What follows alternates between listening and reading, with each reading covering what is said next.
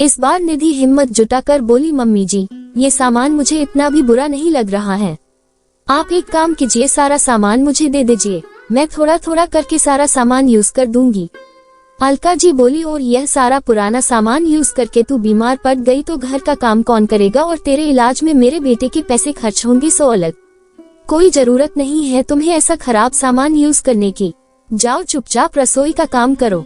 आज मुझसे बिना पूछे अपने पापा को खाना खिला दिया, फिर भी मैं कुछ बोली नहीं।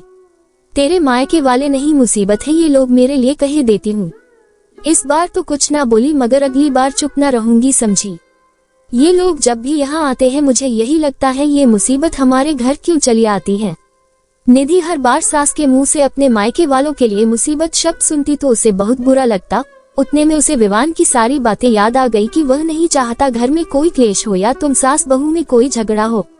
निधि बात का बतंगड़ बनाए बिना चुप रह जाती है, मगर इस बार निधि ठान लेती है कि वह देखकर रहेगी कि सासू माँ ये सारा सामान बाई को कब देती है। 2-3 दिन गुजर जाने पर भी जब निधि देखती है कि सास ने वह सामान किसी को नहीं दिया तो वह सास की अनुपस्थिति में उनके कमरे में जाकर देखती है तो दंग रह जाती है। उसमें से आधा सामान उठ चुका था, मतलब वह समझ चुकी थी कि उसकी सास और नंद उसके मायके से आया हुआ सामान अकेले अकेले चंपत कर जाते थे और दिखाने को सिर्फ निधि के मायके वालों के लाए सामान में इतना सारा नुक्स निकालते थे। जब निधि ने सास अलका जी से इस विषय पर बात की तो अलका जी बोली, हाय, हमारे घर में क्या खाने की कमी है जो तेरे मायके से आया हुआ सामान खाएंगे हम। उसमें से आधा सामान मैं उस दिन मंदिर के बाहर बैठे भिखारियों को दे आई थी और आधा सामान कल देने वाली हूँ। अलका जी ने फिर बात को घुमा दिया था, जबकि निधि ने उन्हें वह सामान बाहर ले जाते हुए भी नहीं देखा था। निधि अब समझ चुकी थी उसकी सास झूठी और पाखंडी है, इसलिए उनसे बहस करना मतलब अपना मुंह खराब करना है। निधि ने विवान को भी कुछ नहीं बताया क्योंकि विवान को अपनी माँ और बहन पर बहुत विश्वास था और निधि विवान को ये सब बताकर उसका विश्वास तोड़ना नहीं चाहती थी। निधि ने सब कुछ भगवान पर छोड़ दिया और वह पहले की तरह अपना घर संभालने में लग गई। एक रोज राशि का भी रिश्ता तय हो गया और अलका जी ने खूब धूमधाम से अपनी बेटी की शादी की। दोनों माँ बेटी फोन पर रोजाना बात करते। राशि अपनी माँ को अपने ससुराल की सारी बातें बताती। राशि को भी अपने ससुराल में उन्हीं चुनौतियों का सामना करना पड़ रहा था जिन चुनौतियों से निधि यहाँ गुजरी थी। अब अलका जी को अपनी बेटी की बहुत चिंता होने लगी थी। अलका जी अब बेटी के माँ के किरदार में आ गई थी। वहीं अलका जी जिन्होंने सास के किरदार में अपनी बहू को खूब परेशान किया था, अब माँ के किरदार में वह हमेशा चिंता में रहती और यहाँ कहती रहती, हाय, मेरी बेटी कितनी दुखी हो गई है। वहाँ घर के सारे काम काज अकेले करती है, सबका ध्यान रखती है, उसके सास ससुर को बराबर समय पर खाना दे देती है, फिर भी उसकी सास और नंद उसके हर काम में नुक्स निकालते हैं। उनको मेरी बेटी की अच्छाई दिखती नहीं है क्या? यहाँ निधि उनको ऐसे देखकर सोचती कि आपने और आपकी बेटी ने मेरे साथ भी तो यही किया था, तब आप लोगों को भी तो मेरी अच्छाई कहाँ दिखाई देती थी। थोड़े दिन बाद अलका जी को खबर मिली कि राशि की तबीयत खराब हो गई है। वह तुरंत राशि से मिलने उसके ससुराल जाने निकल गई। बेटी के ससुराल पहली बार जा रही थी, इसलिए रास्ते में से उन्होंने फल और मिठाइयाँ ले ली और राशि से मिलने उसके ससुराल पहुँची। राशि भी माँ को देखकर खुश हुई और उसकी तबीयत भी पहले से कुछ बेहतर थी। सोई में जाकर राशि अपनी माँ के लिए चाय नाश्ता ले आई। उतने में उसे उसकी सास विमला जी की जोर से चिल्लाने की आवाज आई। राशि दौड़कर रसोई में गई तो विमला जी बोली, बहू, ये कैसे सड़े गले फल और बासी मिठाइयाँ लाई हैं तुम्हारी माँ? उनसे कह दो आइंदा इस घर में कभी ऐसा सामान न लाए। हमारे यहाँ खाने की कुछ कमी नहीं है।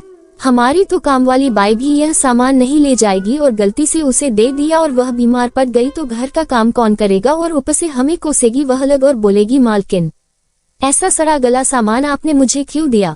हम गरीब जरूर हैं मगर अच्छा खाते हैं, इसलिए आइंदा से अपनी माँ को कह देना कि यहाँ कुछ भी सामान लाने की कोई जरूरत नहीं। तुम्हारे मायके वाले ना हुए, मुसीबत की टोकरी हो गई ये तो। विमला जी की आवाज बाहर हॉल में बैठी अलका जी के कानों में साफ साफ सुनाई दे रही थी। उनकी आंखों से आंसू बह निकले।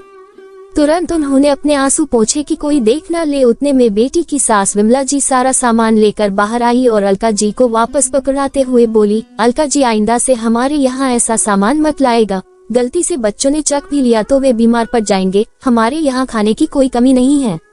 राशि भी अपनी माँ का अपमान अपनी आंखों से देख रही थी मगर कुछ बोल नहीं पाई। अलका जी अपमानित होकर सारा सामान हाथ में लिए हुए थके पैरों से बाहर निकली और सोचने लगी, मेरी बहू निधि के मायके वालों को खूब अपमानित किया है मैंने, मगर हम लोग तो बहू और उसके मायके वालों को अपमानित कर उसके मायके से आया सारा सामान खुद चंपत कर जाते थे, मगर यहाँ तो सचमुच मुझे सारा सामान वापस पकड़ा दिया गया और ऐसा अपमानित किया गया कि दोबारा यहाँ आने की वापस इच्छा ही खत्म हो गई और अपने लिए मुसीबत शब्द सुनकर उन्हें अपने दोबारा बोले गए सारे शब्द याद आ गए। खैर बेटी का ससुराल था इसलिए अलका जी को झुकना ही था। अब बेटी के ससुराल खाली हाथ तो जा नहीं सकते, इसलिए कुछ न कुछ लेकर जाना होता है, मगर यहाँ तो पहली बार में ही इज्जत की धज्जियां उड़ गई। उस दिन उन्होंने कसम खा ली कि अब वे बेटी के ससुराल वापस कभी नहीं आएंगी। उन्होंने जो भी कुकर्म किए थे घूम फिरकर सब कुछ वापस उन्हीं पर आ पड़ा था। शायद इसलिए ही कहते हैं किसी को अपमानित ना करें, किसी को छोटा ना दिखाए, क्योंकि वक्त का पहिया ऐसा घूमता है कि सब कुछ घूमकर वापस अपने तक आ ही जाता है। आज अलका जी निधि और उसके मायके वालों का दर्द बखूबी महसूस कर पा रही थी और उन्होंने अब कान पकड़ लिए थे कि अब वह कभी भी बहू और उसके मायके वालों का अपमान नहीं करेगी। आखिर बहू भी किसी की बेटी है, भले उसे बेटी जैसा प्यार ना कर पाए मगर बहू वाला सम्मान जरूर दूंगी। अलका जी थके पैरों से घर आकर सोफे पर धम्म से बैठ गई, बिल्कुल उदास और निढाल सी। निधि तुरंत उनके लिए गर्मागर्म चाय बनाकर ले आई। अलका जी बोली, निधि आज तुम्हें सताने का फल मिल गया है मुझे, जैसा मैंने तुम्हारे साथ किया वैसा ही हो रहा है, राशि के साथ बोलकर रोने लगी। निधि ने उन्हें सांत्वना दी और चुप कराया, क्योंकि आज वह एक हारी हुई सास नहीं हारी हुई मां को देख रही थी।